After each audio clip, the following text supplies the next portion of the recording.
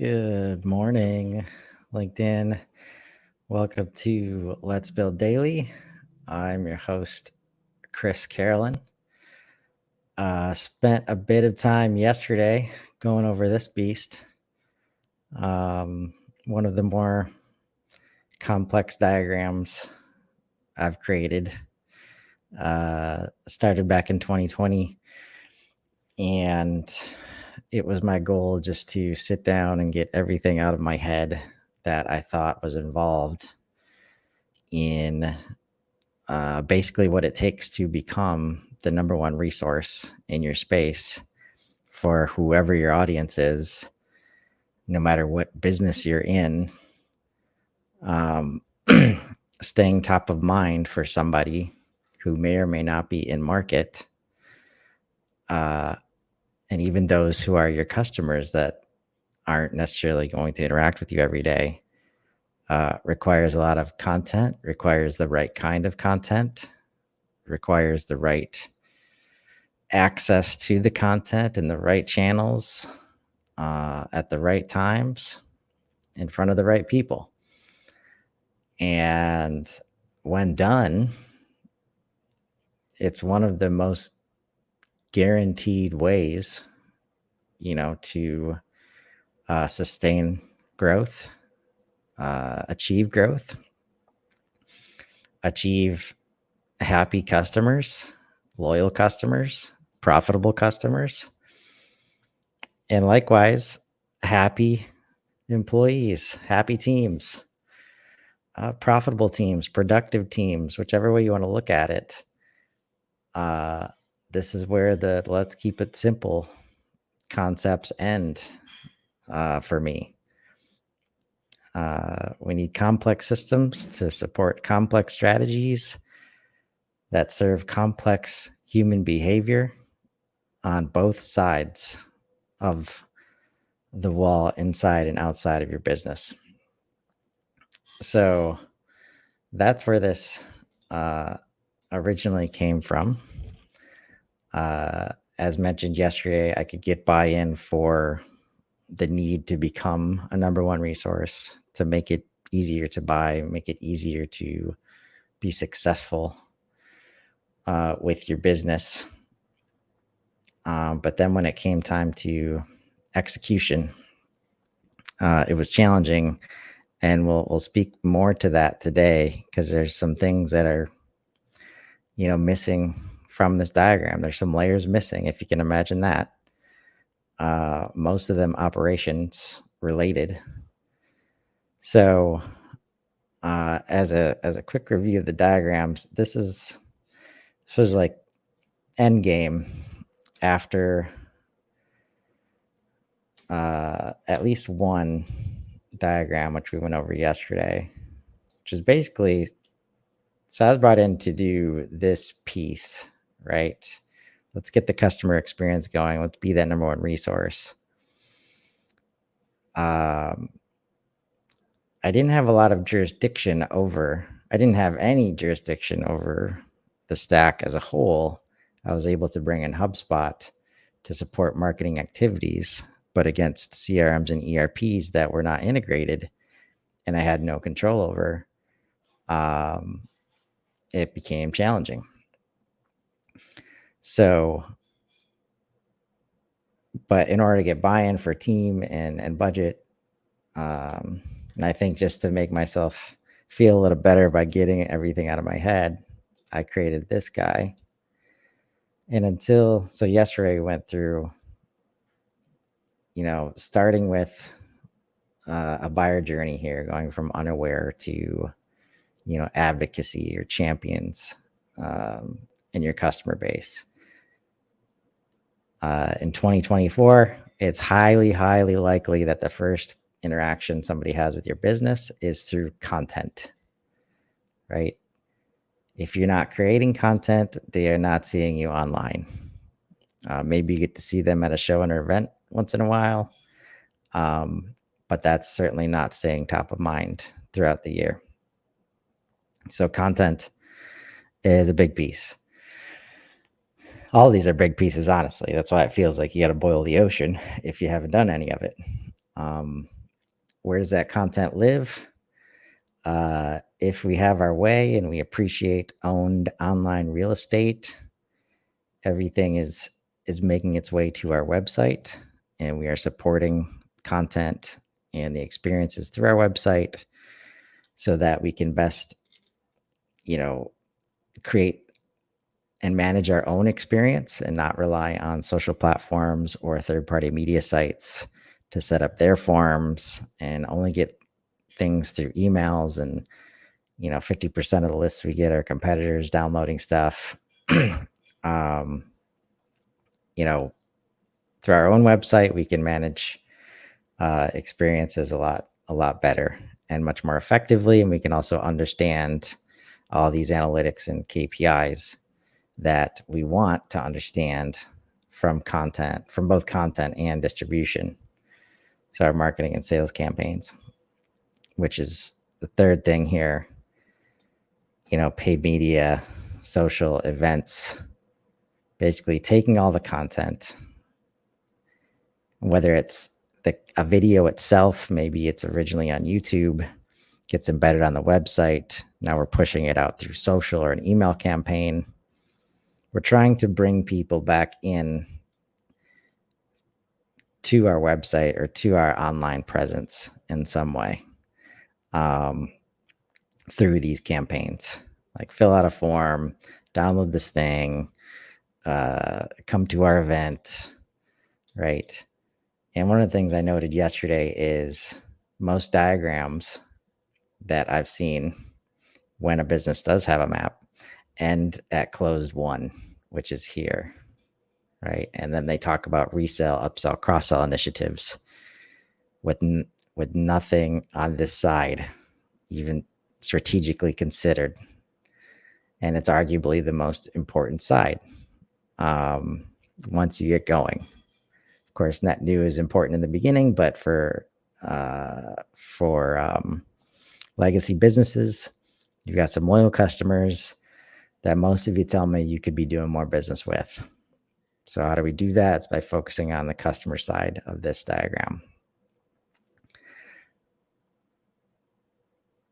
Before we get to, some internal stuff going on, basically the RevOps piece lives down here, right? In support of this top customer experience foundation. And before we get there, just a couple other things to help simplify it a little bit, right? In this case, we got, HubSpot, a CPQ, configure price quote software, and an ERP involved, right? So, and this was, again, I started this in 2020. So it was before Ops Hub, before Commerce Hub. So you won't see those on here, but be transitioning in the new version of this map to, be like CRM focused and in the sense of a customer platform, smart CRM where all the records and objects live with engagement layer on top through all the hubs. With that, understanding what kinds of records, what kind of objects we're needing, where are they coming into play? Because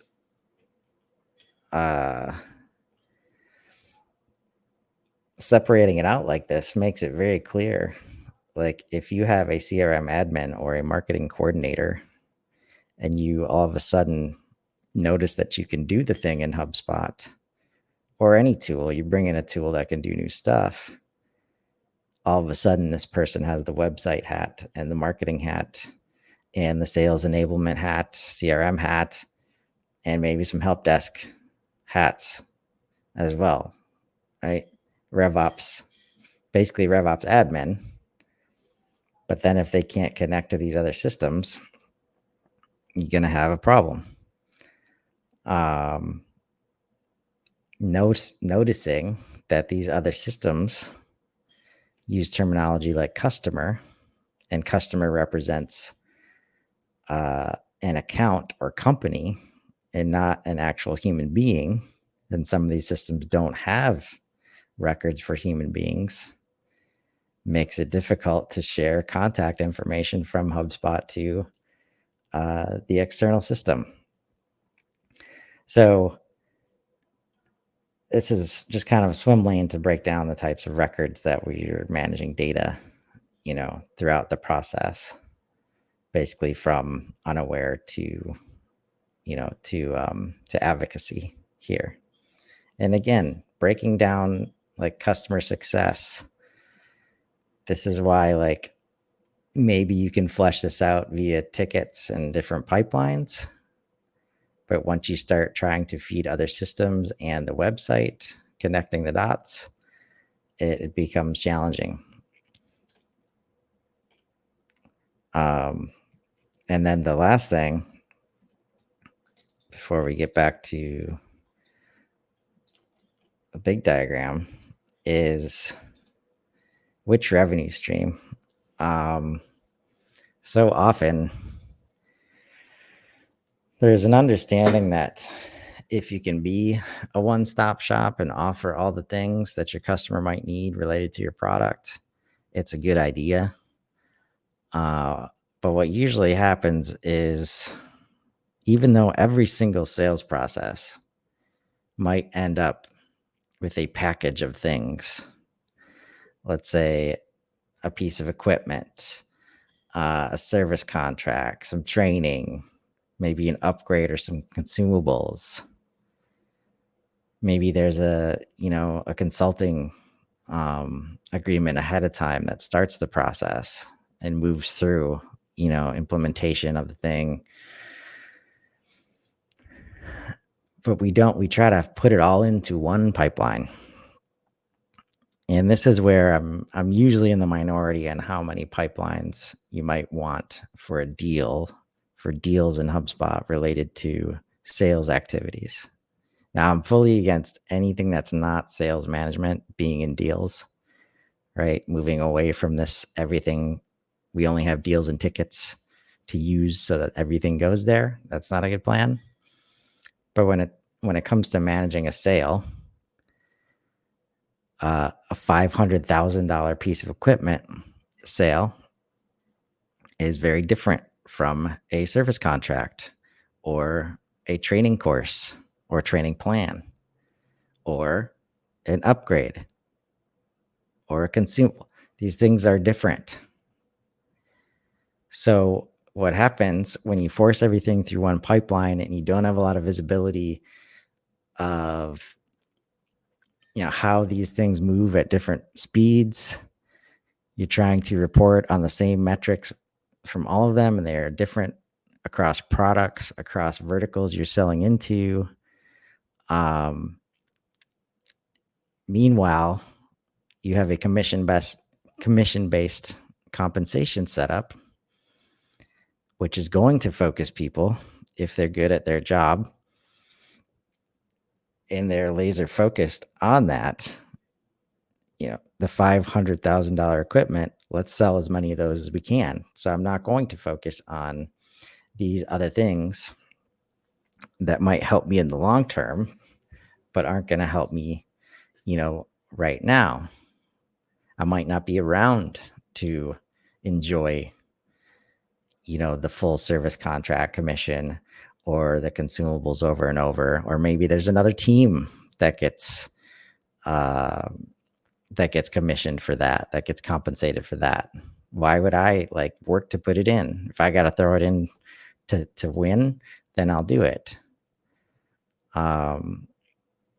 So that's where, when we talk about different teams working in HubSpot, different objects to, manage data, why we want to separate these things out, all those things need to be considered, because you want to put your teams in a position to be successful so that they can easily serve the customer experience that we've shown. And a very common example is having a very consultative sales process for the big stuff, like the $500,000 piece of equipment. So let's say it's any of these, business units here, right? So we got to create, all this stuff to support the process. But then when we just need a simple consumable, we got to go through the same process. And when we think about how e-commerce comes into play, like sometimes e-commerce is prevented because we can't adjust our process, right? So as an example, as we scroll in here, HubSpot quote record, not required if low cost and purchasing from online store, right? A lot of processes out there will require moving through this process because it's the only way we can process it internally. It's not the way the customer wants it, but our process is set up that the only way an order can get created is if we do a quote first, right? And especially, and this is where things are changing with HubSpot, where now with orders in play, you don't even need a deal anymore. Like, why would you add a deal if they just checked out right away and there was no sales process to manage, right? That's what deals are for, right? So thinking about those things, those are the complex things. Like, so often we decide to offer these things because we know the customer needs it and we got to win the deal. But then we do that over and over and we don't create packages. We don't think about how we could maximize these processes, maximize profitability until we're at the end of the year and it's like, okay, we want to grow training, upgrade, service contracts, and consumables. All right, so we're going to let our service team do that. But we haven't broken it out. There's no salespeople on the service team, and we expect them to grow revenue from 20 to 30% for service. It makes no sense, right? You're not putting your people in a position to be successful. So coming back down here, we've got, and again, this is another challenge where are we defining a buyer's journey or a sales process? You got to find a way to do both, but understand that the more you focus on your sales process and try to force people into it versus understanding the buyer journey and making your sales process fit that, you're going to have a tough time. If you haven't had a tough time yet, you probably just actively are discouraging people from buying from you. That's what we talk about when easier to buy, right? Or it's challenging to move through your process, so you're losing deals and you don't really know why, right? People are falling off. So you can see here, we've got these little time icons and conversion icons at every time we create a stage and gate setup in HubSpot. We can monitor how long was the thing there, how often does it convert. So what's the percentage from, hand raiser to opportunity or a new customer. So measuring these things, this is when we talk about sales velocity or win rates or, all these things. If you don't have this set up and everybody's following a different process, somebody opens a deal when it's time to quote. Somebody opens a deal like at the sniff of any interest, right? You're not going to be able to measure those things the same. You might try, but it's not going to go well for you. So understanding the difference between the buyer journey and the sales process is super important. Now, this doesn't mean you just lay down for whatever the customer wants. Like I said, we're not selling $500,000 piece of equipment on the website for a reason. It's not meant to be a transactional sale. There's process and consulting that needs to happen for that revenue stream, for there to be success after the sale, right? For us to set expectations properly, to make sure we are a fit. The buyer's a fit for us. We're a fit for the buyer. So understanding that complexity and then applying, where the data is coming in, that's ultimately what's missing from this diagram is, okay, we see some contact records and company records and installs, but like, what kind of data are we going to find in there, right? Why do we need those records? What are we going to be reporting? What is the difference between assets and installs and deals? And again, this is before Commerce Hub and payments, invoices, subscriptions, orders, carts. That will definitely be. I mean, here I've added it because we were using customer order, custom object. This was before deliverables. Assets kind of acts like deliverables. But either way, understanding the balance between buyer journey and sales process is important. And then internal activity.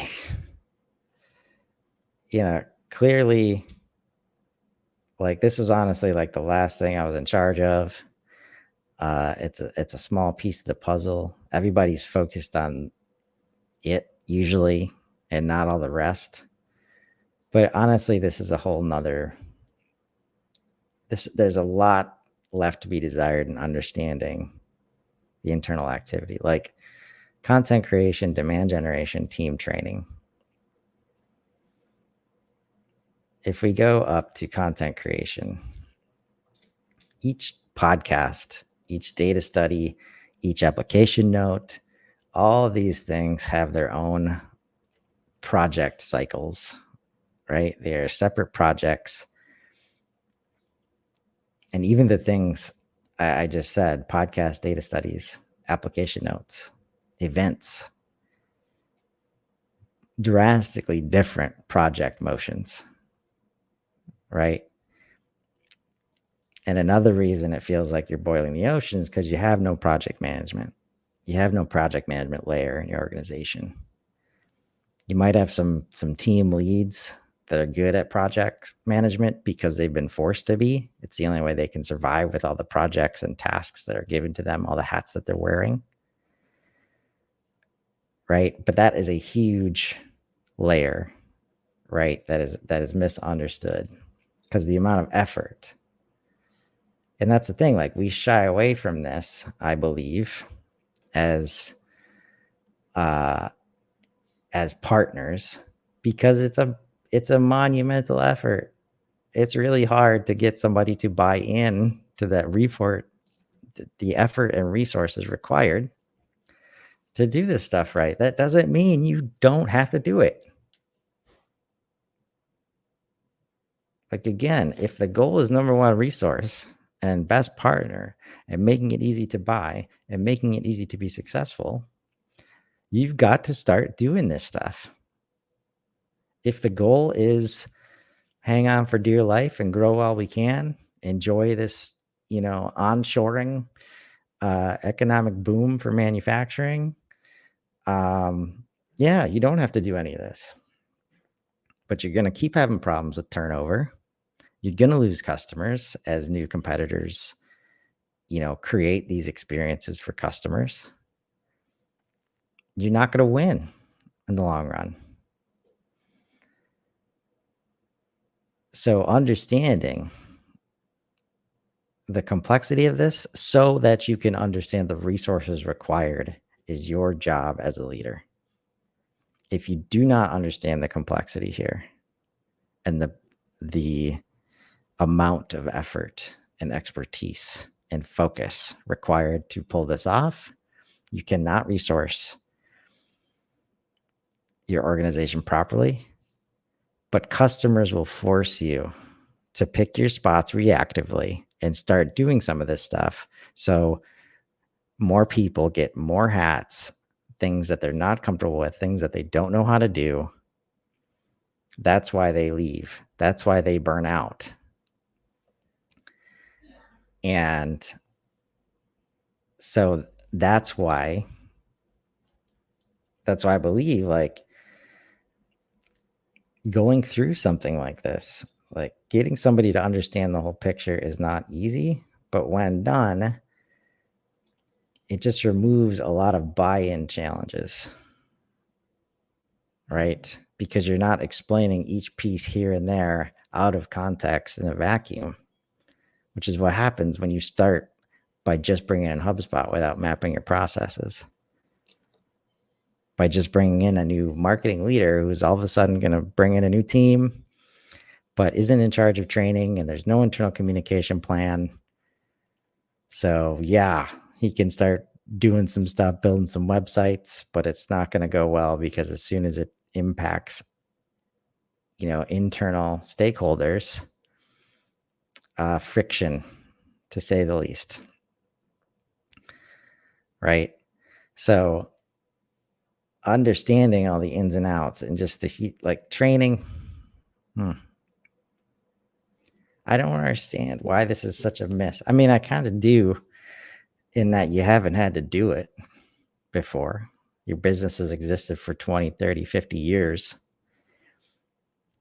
And you've been successful. You found a way to be successful. You picked the right product for the right niche. And you haven't had to do a lot of this work. You figured out how to do lean, and that took care of the other side. Now you're dealing with people in ways you never have dealt with before, internally and externally. And that requires a lot of new things in a short amount of time. And when you don't have training, when you're not training your people, you will not be successful. And the worst thing you can do is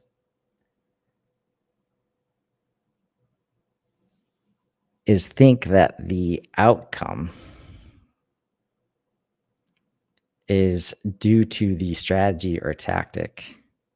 Like, if that's your default, when people don't have training, when you have no alignment on what the goals are across teams, it's not because it's not because podcasting is bad in general. It's not because LinkedIn engagement is bad in general. It's because nobody's been trained and they don't know what the hell they're doing. So of course it's not going to go well. This could go all the way to email blasts and paid ads. You can execute tactics all day long. And you can get your buddy's nephew, who's looking for an internship. You can throw some Google ads up. You can start posting some random stuff on your company page on LinkedIn. Of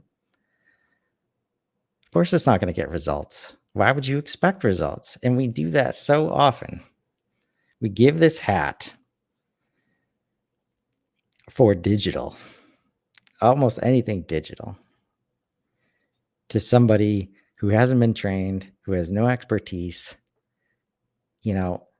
because they're good at social media, like in their personal lives. And then we expect results. Like, if the result is just doing stuff because we need to do stuff and look busy, yeah, successful. But if you actually want to impact the business, come on. Like, can we just be serious here? Like, can you imagine if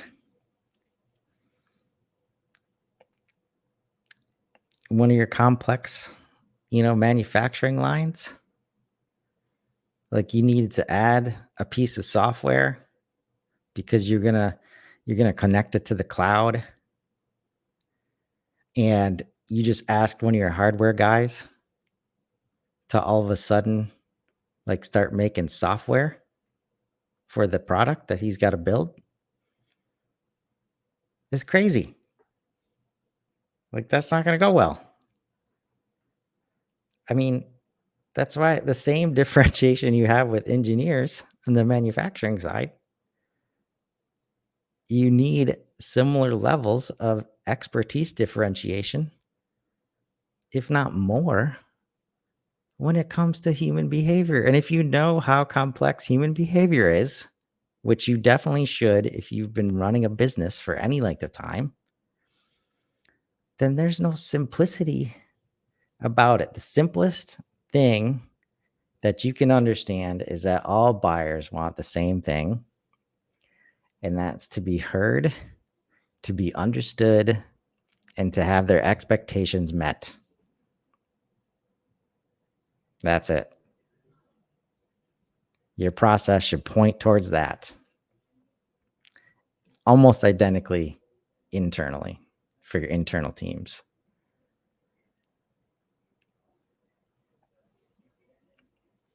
I see a comment here, full stack marketers kind of created an expectation that any marketer can handle any marketing channel.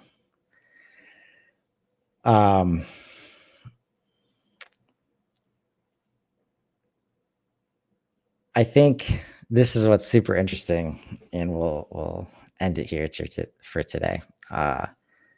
The value of paying attention to different audiences and kind of the unique place of being on the wall between marketing or between, let's say, the whole marketing ecosystem, which leans heavily SaaS, and industrial manufacturing. On the one side right now, I'm hearing how SaaS, or of course, you don't have these labels of SaaS and manufacturing when you're seeing this information. But on the one side, I'm seeing stuff in the feed that talks about we've gone too far. Our marketing teams are too big. There is too much differentiation. We need to scale down. And also in the feed, we have single hat or, one man, one woman marketing teams still asked to do way too much because everything I'm talking about here is on their plate simply because this is where it's like 100% reactive and this stuff has to get done. That means somebody has to do it. The marketing person is usually more digitally savvy than everybody else, so they get to do it. Now they are one person with 10, 15, 20 hats, and they can get to 19 of them because most of the time they're doing sales PDFs and trade shows. You can't get to 19 of them. So yeah, the execution is not great, right? You think it doesn't work. We're just going to go back to shows. We're just going to, listen to the people that tell us cold calling is still viable when there's so many other more efficient, effective things we could be doing. So without knowing that the people in SaaS are the ones saying we need to scale back, there's been bloat, we were burning through money for a while and now the game has changed. So we got to reduce our teams versus manufacturers who still have marcom people and marketing coordinators that are being asked to do way too much. Right? So that's where in some cases I'll agree that, full stack marketers, and that's where it wasn't as complex, 10, 15 years ago. It just wasn't. So if you could find a person to do that, to do all the things, that inherently made everything easier and more effective and less time waste, right? But now, and this is where, again, it's the goals. If you want to be the number one resource, you've got to be top of mind almost every day in a very trusting way, which means, your goal is to be the number one partner. And you do that by making it easy. The experience is easy, relevant. It impacts you daily, even when you're not in the market. You've got to do something of this scale, creating content, having a robust website, being omni-channel when you can, but trying to get good at a single channel, like first. And then matching that against the buyer process and sales process and understanding how that impacts your team, what resources are required, what training is needed. In most organizations are not set up to support this right now. And that's ultimately the biggest challenge. I mean, nobody's adopting RevOps, in industrial manufacturing. They think customer success is a buzzword. I think customer experience is a buzzword. And it's challenging to break through some of these mindsets, but we've got to find a way as practitioners that are actually trying to help people, go beyond quick wins, not sit in keep it simple land, because that doesn't serve them. They will forever be in Google ads and paid ads and looking for leads lists and buying lists if we don't educate them effectively. And we're not educating them effectively if we just lay down requests.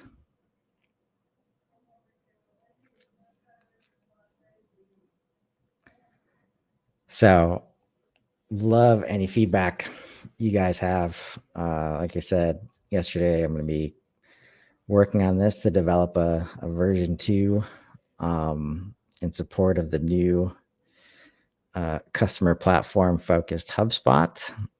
I'm sure I'll have it ready in time for a customer platform hug, which I'm doing with George B. Thomas starting on June 26th. And yeah, think harder about simple versus complexity. Let's find the opportunity and let's grow. Have a great day, everybody.